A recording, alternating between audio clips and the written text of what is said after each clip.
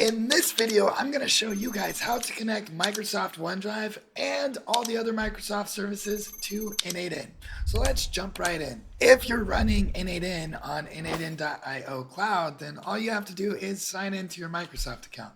However, if you're self-hosting, it's a little bit more complicated.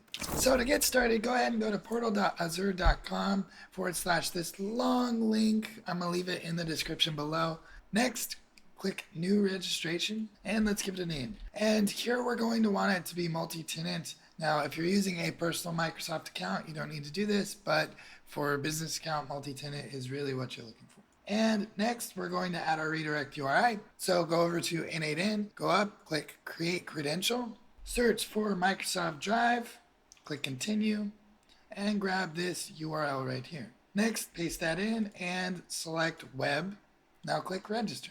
Beautiful. Now we're going to want this client ID right here, this first one. So let's click Copy to Clipboard, go back to n8n, and we're going to paste it as the client ID. Now, for your client secret, we're going to go back to Microsoft and click down here under Manage. You want to go to Certificates and Secrets. Create a new secret, give it a name, give it a time, and click Add.